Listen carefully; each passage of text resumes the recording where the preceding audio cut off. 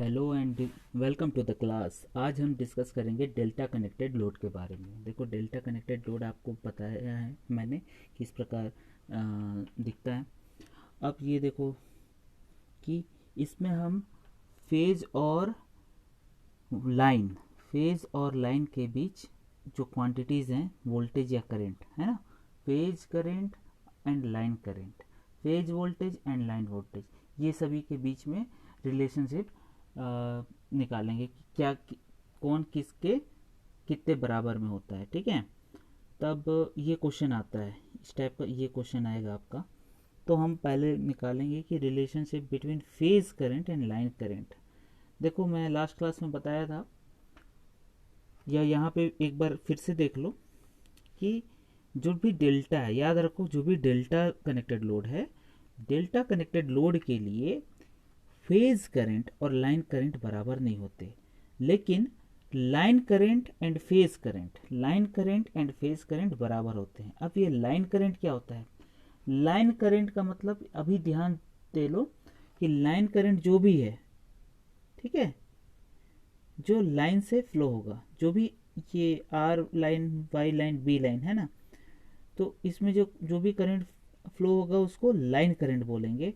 But phase current वही होगा जो कि पर फेज लोड में, लोड के हर एक फेज में फ्लो होगा। जैसे ये एक फेज है, इस फेज में जो भी करंट फ्लो हो रहा है उसको फेज करंट बोलेंगे। इस फेज में जो भी करंट फ्लो होगा उसको फेज करंट बोलेंगे। और ये जो भी फेज करंट है, चूंकि सिमेट्री है और सभी जेड बराबर है, वोल्टेज बराबर है, तो करंट भी बराबर होगा। ठीक है, तो इसमें कंफ्यूज मत होना कि ये अलग आएगा ये अलग आएगा। हाँ, उनका फेज डिस्प्लेसमेंट रहेगा, वो भी 120 डिग्री का है ना, क्योंकि वोल्टेज डिस्प्लेस है तो करंट भी डिस्प्लेस रहेगा, वो भी 180 डिग्री पे, 120 डिग्री पे। तो इसमें कंफ्यूज नहीं होना। अभी ये आगे इजी से समझ में आ जाएगा आपको।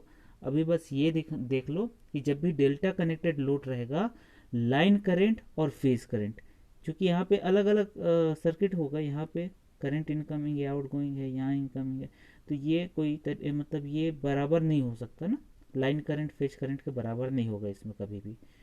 अब वोल्टेज की बात करते हैं। जो वोल्टेज है, लाइन टू लाइन वोल्टेज को ही लाइन वोल्टेज बोलते हैं। ध्यान दो, लाइन वोल्टेज का मतलब होता है लाइन टू लाइन वोल्टेज, और फेज वोल्टेज का मतलब होता है जो भी ये लाइन है उसका फेज न्यूट्रल से, तो फेज टू न्यूट्रल को ही फेज करंट बोलते हैं, फेज वोल्टेज बोलते हैं, सॉरी, फेज टू न्यूट्रल।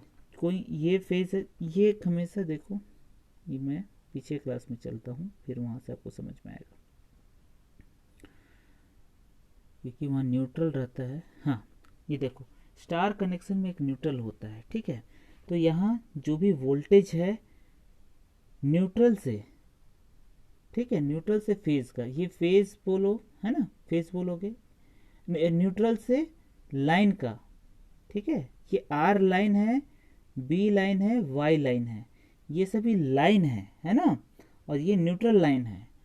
तो और ये फेज लाइन है। सुनो, यहाँ पे ये गलती मत करना कि क्या लाइन क्या फेज हो रहा है ना, तो इसमें कंफ्यूजन नहीं होना।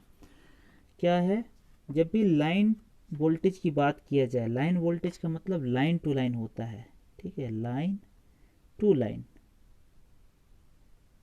तब एक लाइन से दूसरे लाइन के बीच का वोल्टेज, ये लाइन वोल्टेज कहलाएगा। अभी क्लियर है? क्योंकि मेरे ख्याल से कुछ लोगों को ये डाउट आ रहा था, इसलिए मैं अभी क्लियर कर देता हूँ। लाइन वोल्टेज मतलब लाइन टू लाइन, जैसे आर और वाई, ये दो लाइन है हमारा, तो आर और वाई के बीच जो वोल्टेज है उसको लाइन वोल्टेज बोलेंगे। ठीक है, अब फेज वोल्टेज क्या है? फेज वोल्टेज भी वैसे ही लग रहा है मेरे को जैसे लाइन वोल्टेज, लेकिन इसका दूसरा होता है। देखो क्या होता है फेज वोल्टेज। फेज वोल्टेज होता है हमेशा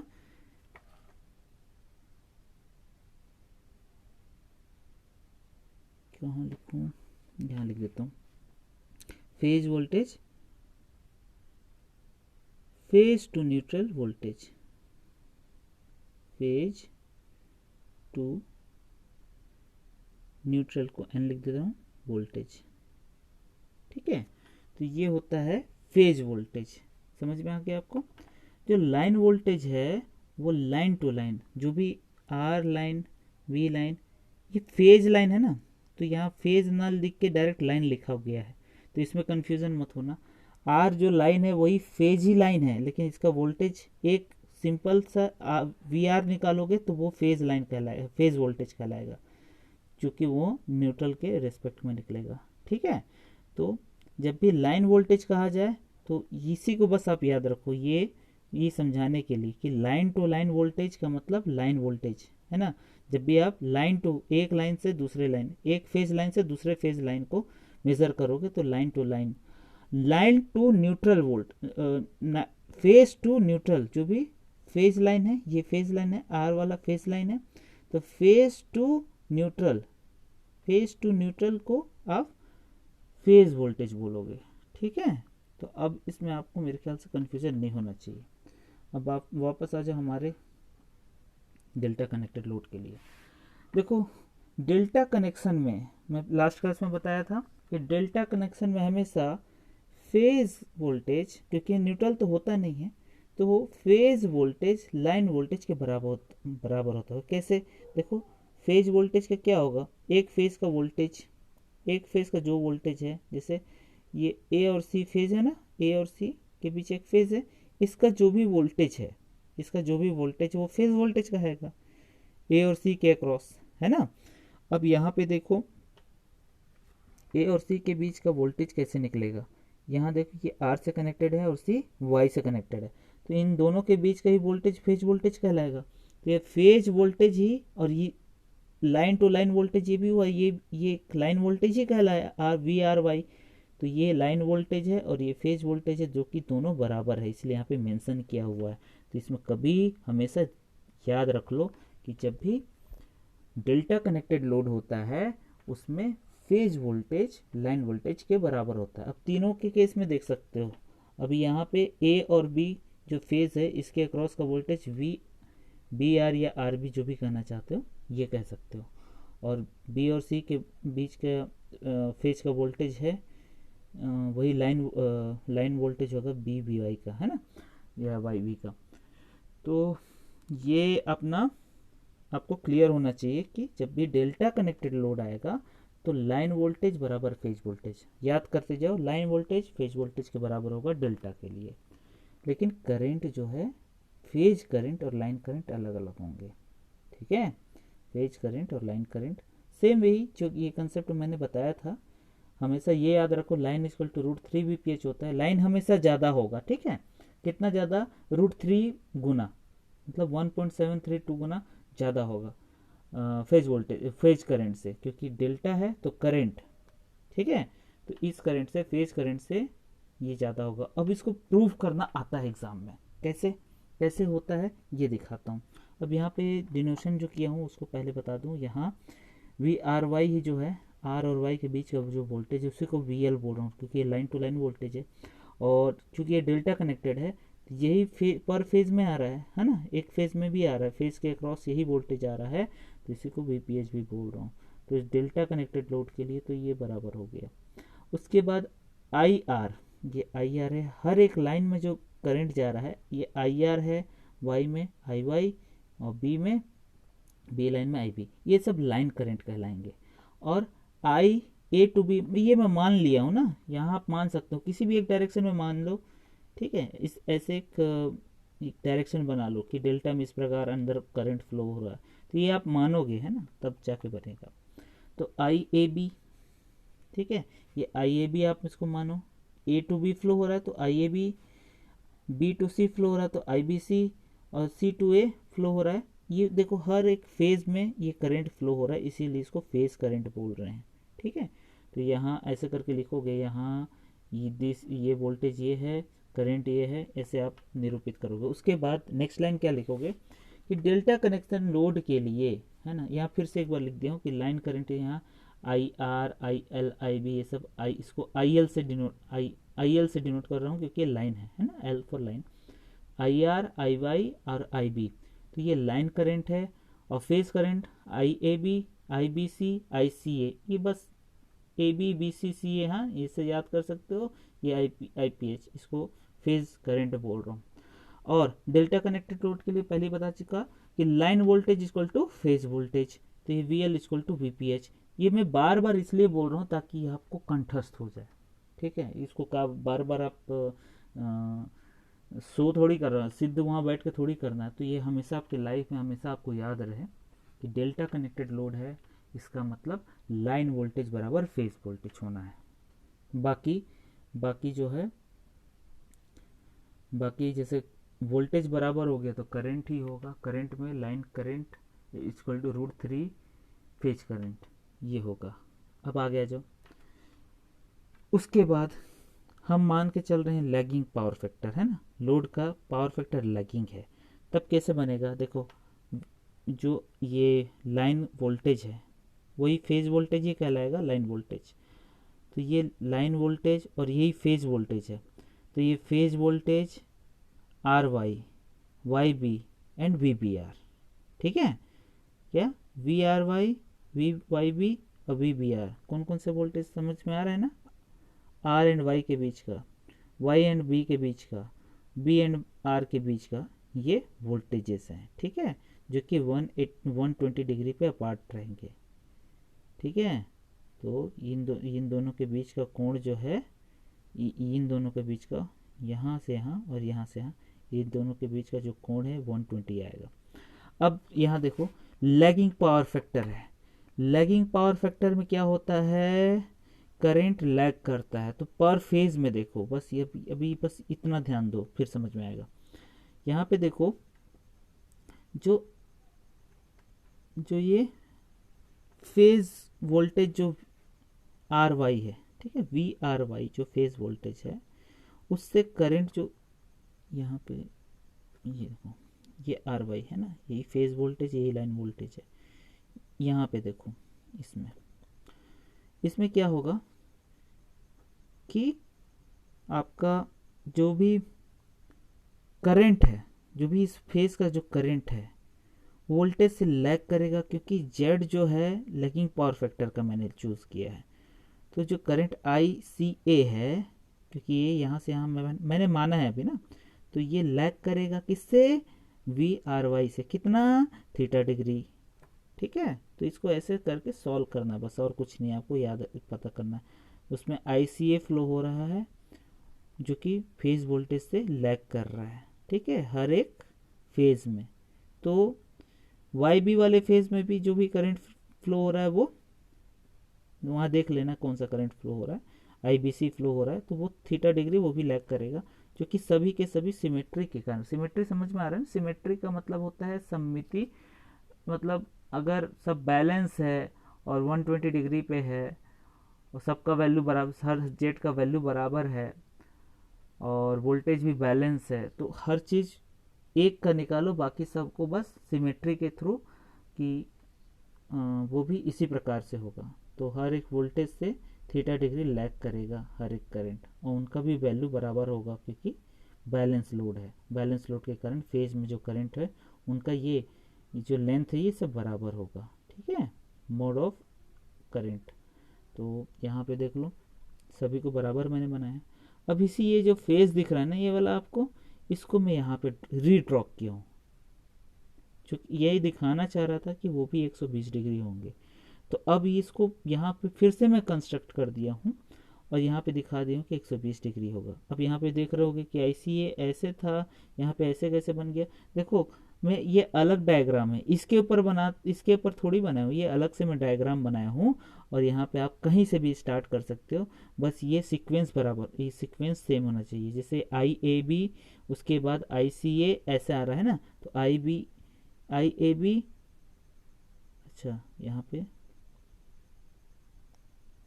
CA, यहाँ पे छूट गया है IBC ऐसा। ठीक है, ये सीक्वेंस जो है आपका, ये इसमें देखो IAB, sorry IAB, IBC, ICA। ठीक है, ये जो सीक्वेंस है आपका, ये जो है ये आपका उसके अनुरूप होगा, 120 डिग्री के एंगल पे होगा। ठीक है, तो ये आप यहाँ से सीधे आप बना सकते हो। अब इसके बाद एक मिनट,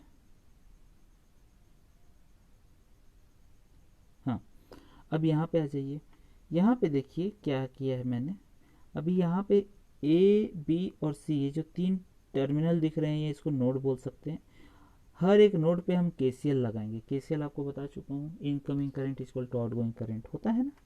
तो केसीएल के थ्रू ये रिलेशनशिप आप निकालोगे, लाइन करंट और फेज करंट का कैसे आएगा। देखो ए पे लगाओगे तो इनकमिंग यहाँ क्या क्या है, इनकमिंग लिखते जाते हैं हम लोग, आई आर है।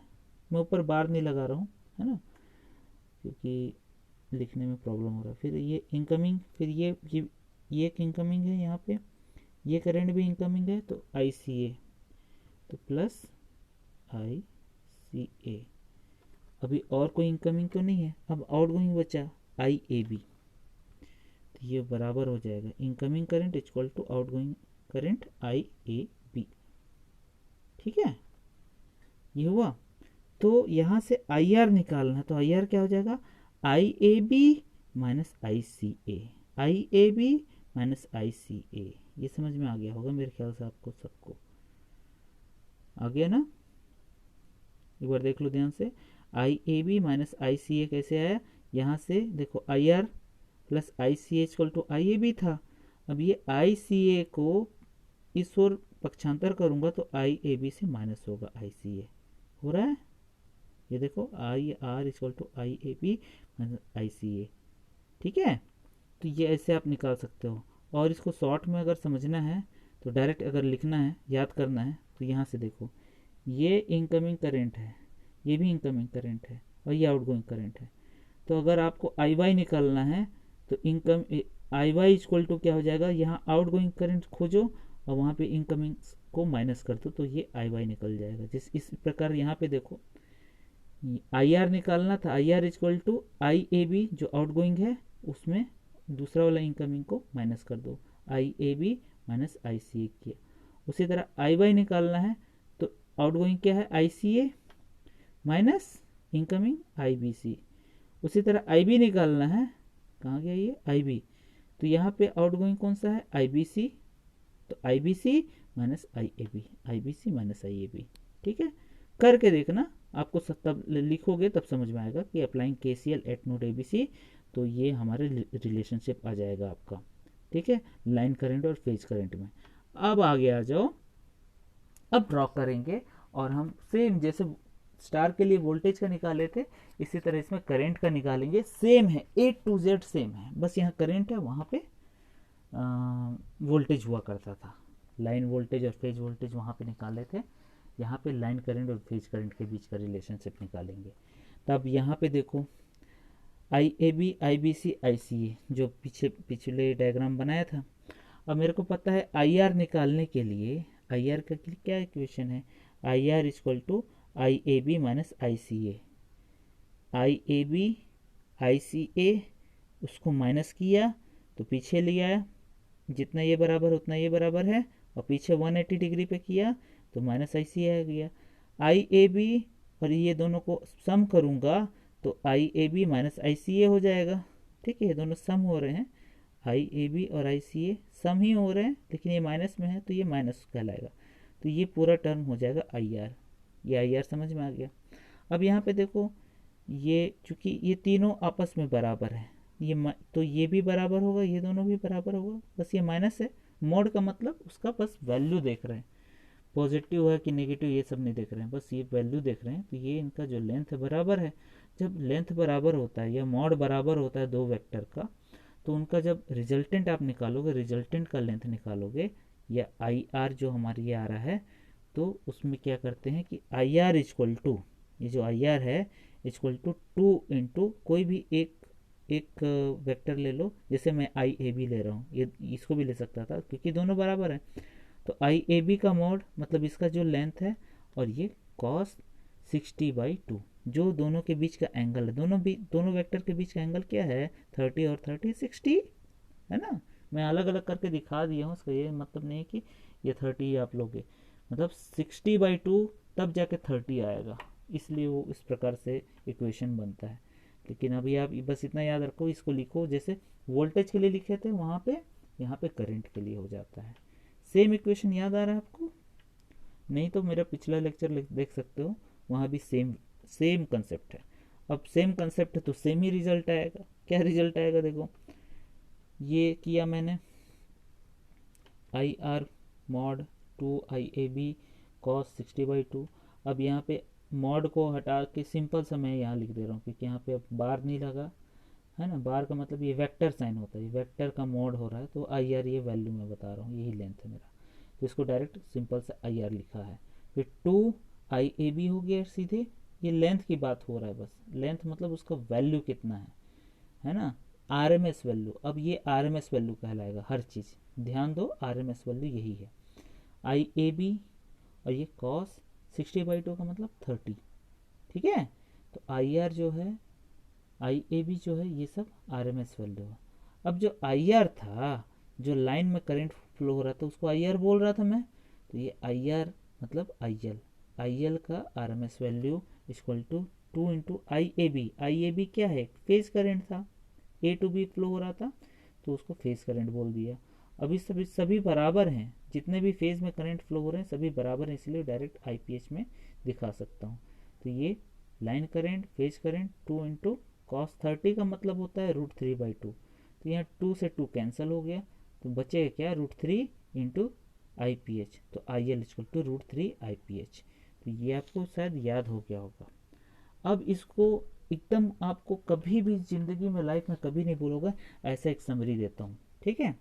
पहले तो ये याद कर लो कि जैसे लास्ट क्लास में मैंने बता चुका है, इसको यहाँ पे थोड़ा और अच्छे से बता दे रहा मैं, कि line equal to √3 P H, only P H, line equal to √3 P H आप हमेशा याद कर लो। अभी मैं इसको क्लियर करता हूँ इसका क्या मतलब है। अभी आप ये याद कर लिए। अब देखो दो लोड है हमारे पास, दो टाइप के लोड हैं 3 फेज। एक वाई लोड, वाई मतलब star load, star connected load, ये delta load, delta connected load है ना, दो प्रकार के लोड हैं। अब देखो वोल्टेज और करंट में क्या रिलेशन होगा ये बताया गया है। जब भी वोल्टेज आप कंसीडर करोगे तो वाई लोड के लिए तो अलग अलग होगा, ठीक है, ये फॉर्मूला से आप आ जाएगा।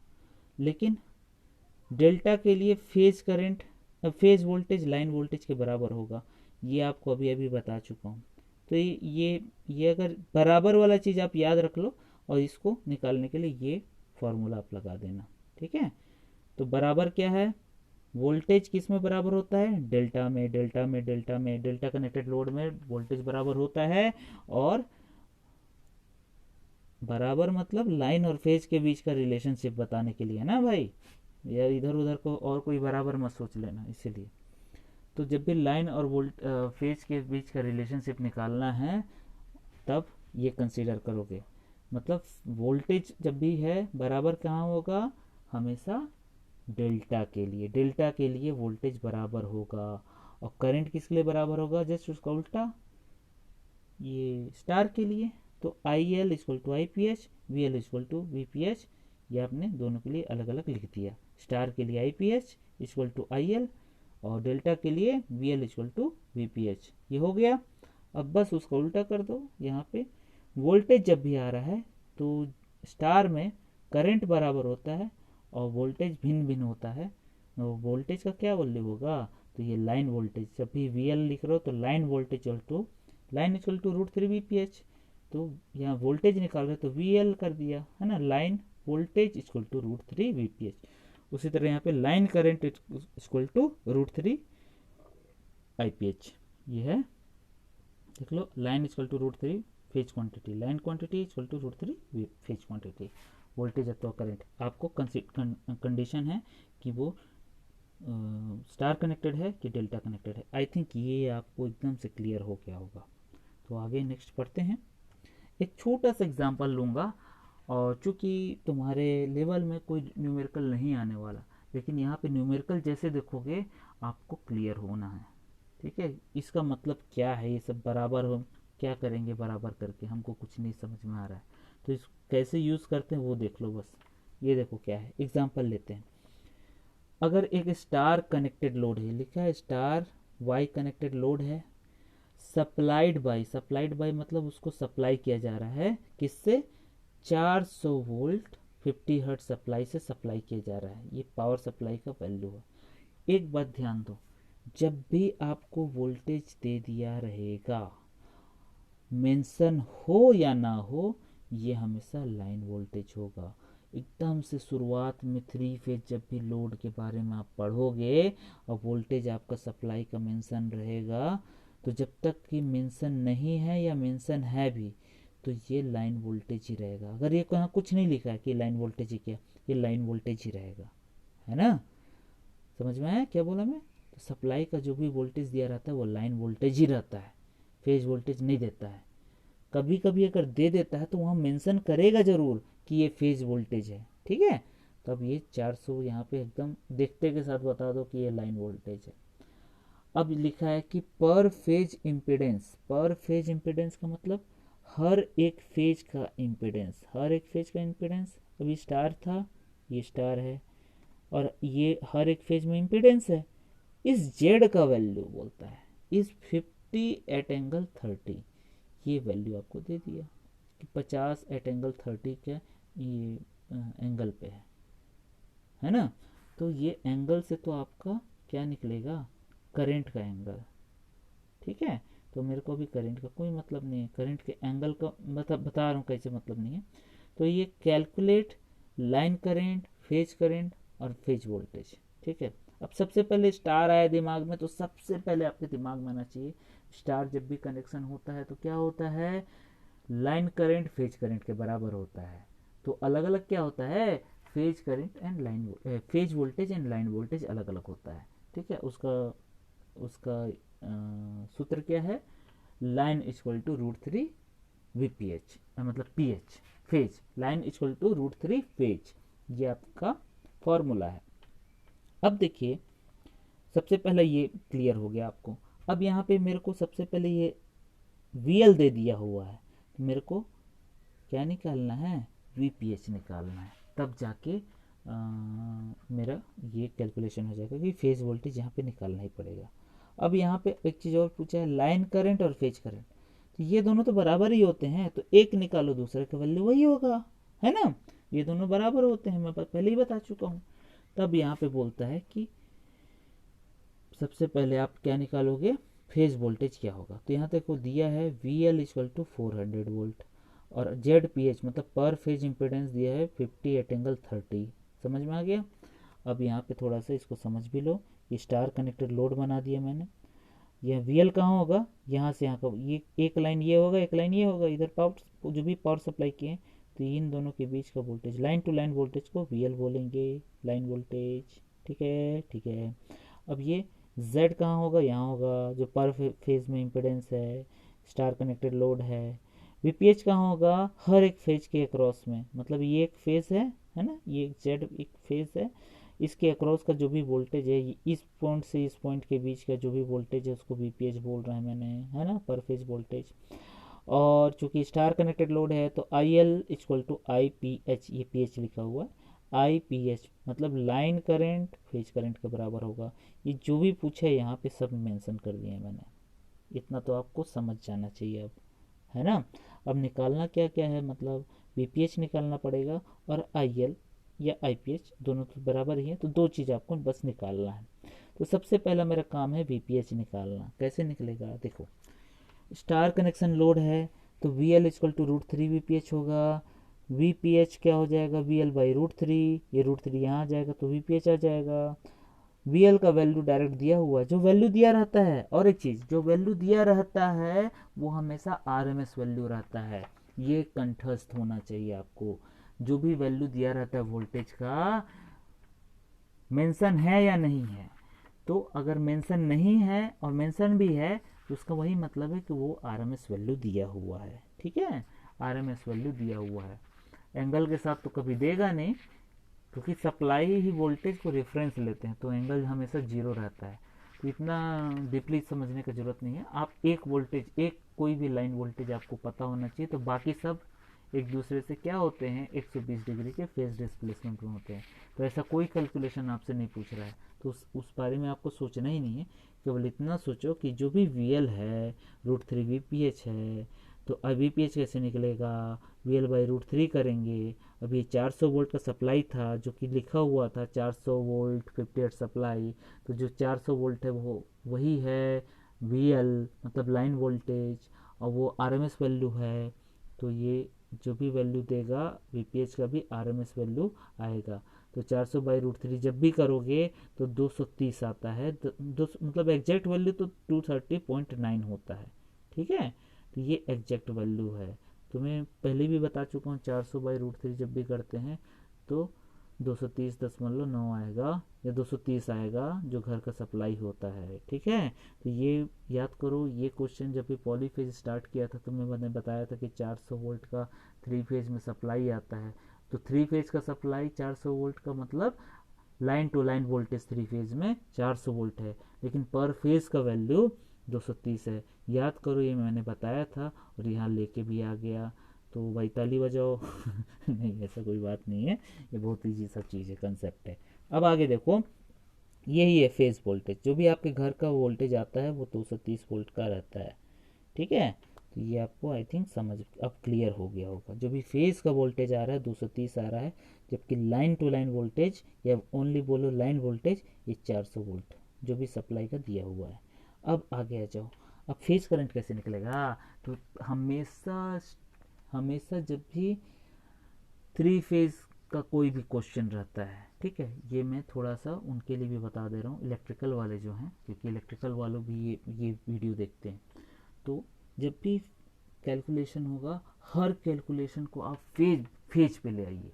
हर कैलकुलेशन एक फेज पे करो और बाकी सब वैल्यू को निकालना है तो लाइन पे रेफर कर दो। जैसे लाइन का फेज का करंट निकाल लो, और वही चीज़ अगर स्टार है तो बराबर होगा, और डेल्टा है तो फेज का वोल्टेज √3 हो जाएगा, है ना। मल्टीप्लिकेशन √3 कर दोगे फेज में तो लाइन का करंट आ जाएगा। तो इस प्रकार, तो आपको करना क्या है, आपका बेसिक कंसेप्ट क्या है, हर एक कैलकुलेशन को पर फेज में करोगे। करंट निकालना हो चाहे वोल्टेज निकालना हो, वैसे करंट ही निकालना है, हर एक का मतलब ही नहीं है, आपको करंट ही निकालना है। तो फेज में सबसे पहले घुसो। तो फेज के लिए क्या करेंगे, सबसे पहले क्या करेंगे हम, फेज करंट निकालना आपको, तो उसको मैं IPH बोलूँगा। तो फेज करंट जब भी आपको निकालना, उसको आपको चाहिए फेज वोल्टेज और फेज इम्पिडेंस, पर फेज में जो भी इम्पिडेंस है वो चाहिए। तो फेज करंट ऐसे निकलेगा, है ना। करंट निकालने के लिए वोल्टेज बाई इम्पिडेंस करूँगा। अब ये ZPH और VPH और ZPH होता है ना। Phase voltage VPH, phase impedance ZPH। अब देखो, अभी अभी हमने फेज वोल्टेज निकाल लिया है 230.9, है ना। तब ये 230.9 मैंने फेज वोल्टेज इसलिए पहले निकाला था क्योंकि करंट निकालने के लिए फेज वोल्टेज की ज़रूरत पड़ती है। और वो क्वेश्चन भी पूछा है, नहीं भी पूछा होता तो भी निकालना पड़ता, ये ध्यान दो। अब देखो 230.9 है, डिवाइडेड बाई 50 करोगे, है ना। 50 कहाँ से आ गया सर, तो ये Z है सर, ये देखो ये Z है। एंगल कहाँ गया सर, एंगल गया अपना तेल लेने, हमको मतलब ही नहीं एंगल से अभी। क्यों, क्योंकि यहाँ पे जब भी एंगल लगाओगे, मान के चलो यहाँ 30 लगाओगे तो करंट के वैल्यू में -30 दिख जाएगा, लेकिन इस 30 का मेरे को कोई ज़रूरत ही नहीं है अभी, है ना। पूछा ही नहीं एंगल कितने एंगल से लैग कर रहा है, ये सब थोड़ी पूछा है। पूछा रहता तो मैं एंगल दिखाता। अभी केवल जेड के वैल्यू से मतलब है मेरे को। तो ये जेड का वैल्यू जो है 50 है। एंगल है, एंगल का ज़रूरत पड़ता, जैसे पावर वाले क्वेश्चन में एंगल का बहुत ज़रूरत पड़ता है, उसके बिना बनेगा ही नहीं। तो अभी आपको पावर का कोई क्वेश्चन नहीं कराना है क्योंकि आपका न्यूमेरिकल पार्ट है ही नहीं। अगर पूछा न्यूमेरिकल तो इससे ज़्यादा क्वेश्चन, जितना मैं पढ़ा रहा हूँ उससे टफ तो पूछ ही नहीं सकता। केवल लाइन करंट और फेज करंट, लाइन वोल्टेज और फेज वोल्टेज में रिलेशनशिप ही पूछेगा। ठीक है, इतना तो आपका क्लियर होना चाहिए। यहाँ पे आ गया 230.9/50, ये 50 का वैल्यू Z का वैल्यू है। अब इसको जब भी डिवाइड करोगे तो 4.62 एम्पियर्स आएगा, है ना। यही आंसर है क्योंकि फेज करंट पूछा था। अब स्टार कनेक्टेड लोड था हमारा, है ना। स्टार कनेक्टेड लोड में फेज करंट लाइन करंट के बराबर होता है। तो यहाँ लिख दिया मैंने 4 स्टार कनेक्शन, लाइन करंट इसको तो फेज करंट। तो IL क्या हो जाएगा, फेज करंट के बराबर, जो निकाले सेम चीज़ वैल्यू लिख दिया मैंने, 4.62 एम्पियर। ये आंसर है, ठीक है। तो ये तीनों चीज़ आपका निकल गया। तो अभी आपको मेरे ख्याल से क्लियर हो गया होगा। हो गया ना? नहीं हुआ है? नहीं हुआ है तो कृपया करके पूछ लीजिए, क्योंकि ये इसके बाद एक लेक्चर और शायद होगा, और उसके बाद ये चैप्टर भी क्लोज कर दूंगा। तो चैप्टर क्लोज होने से पहले कुछ भी डाउट आता है तो वो पूछ लो, है ना? क्योंकि इसके बाद बस मेरा पावर जो है, पावर का मेजरमेंट का एक ही क्वेश्चन है, 2 वाट मीटर मेथड, है ना? ये क्वेश्चन बार बार पूछता है, और तुम्हारे लिए भी बीडब्ल्यू में भी इम्पोर्टेंट है, और सर्किट में भी, जो इलेक्ट्रिकल सर्किट वो में है जिनका बैकलॉग होगा, वो देंगे एग्ज़ाम, उनके लिए भी ज़रूरी है। तो यहाँ तक ये कंसेप्ट क्लियर हो गया होगा, तब जाके वो वहाँ पे क्लियर होगा। तो अभी अभी भी कुछ डाउट आता हो तो प्लीज़ प्लीज़ प्लीज़ प्लीज़ पूछिए, ठीक है? Thank you. तो बंद करते हैं क्लास।